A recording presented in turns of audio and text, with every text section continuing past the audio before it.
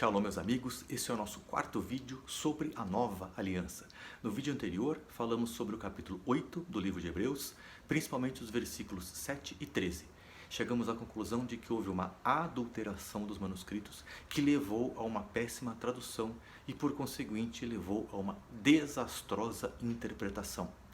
Das 6 versões em português, apenas uma acertou, a Almeida. Das mais de 50 em inglês, apenas 4 acertaram. Se você não viu o vídeo anterior, por favor, veja.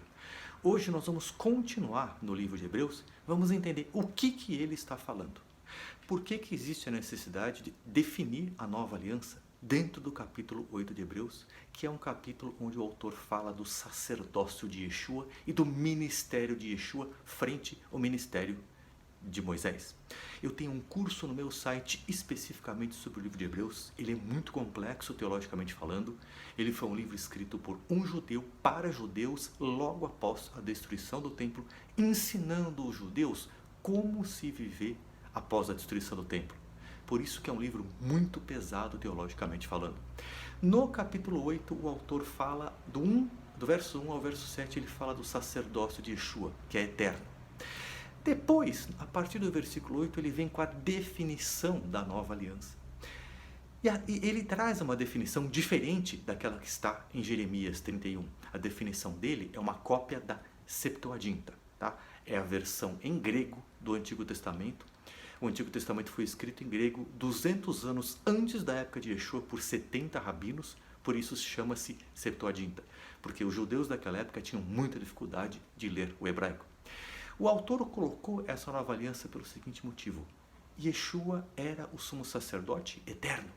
Mas o que aconteceu nessa nova aliança? Que mudança houve nessa nova aliança? Houve a mudança de que, através do sacrifício dele, o sangue dele, ele levou ao Santo dos Santos do tabernáculo celestial, fazendo assim expiação pelos nossos pecados.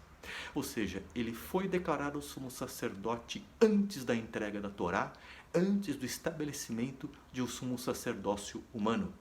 Porém, esta função de sumo sacerdote, ele assumiu efetivamente após o seu próprio sacrifício. Uma vez e apenas uma que foi efetiva para passado, presente e futuro. Ele levou o seu sangue ao Santo dos Santos do tabernáculo celestial. Por isso o autor de Hebreus está colocando a definição da nova aliança no mesmo capítulo, no mesmo contexto em que ele define Yeshua como o sumo sacerdote. Todo o capítulo está dedicado a falar de Yeshua como o sumo sacerdote. Não existe contraposição entre nova aliança e antiga aliança. O que está sendo discutido pelo autor é o sacerdócio de Yeshua, o ministério de Yeshua frente ao sacerdócio que foi entregue pela lei de Moisés. E no versículo 13, ele fala que o anterior está prestes a desaparecer, ficando obsoleto, prestes a desaparecer. Mas espera aí, quando Deus entregou a lei de Moisés, ele não disse que o sacerdócio, através dos descendentes de Arão, seria eterno? Sim, ele é eterno. O que acontece é que logo após a destruição do templo, existem várias passagens no Talmud, e eu estou colocando as referências aqui, que nos ensinam que os sacerdotes continuaram a oferecer sacrifícios por tempo limitado, mesmo após a destruição do templo. Este sacerdócio estava obsoleto, pronto para desaparecer. É isso que o autor de Hebreus está falando. Ele não está falando de aliança nenhuma. O sacerdócio estava prestes a desaparecer, pois o templo já havia sido destruído e eles estavam temporariamente oferecendo sacrifícios. Se este sacerdócio foi declarado por Moisés como eterno, o que aconteceu? Para desespero de alguns e alegria de outros, ele está temporariamente desativado. Será reativado quando o terceiro templo for construído.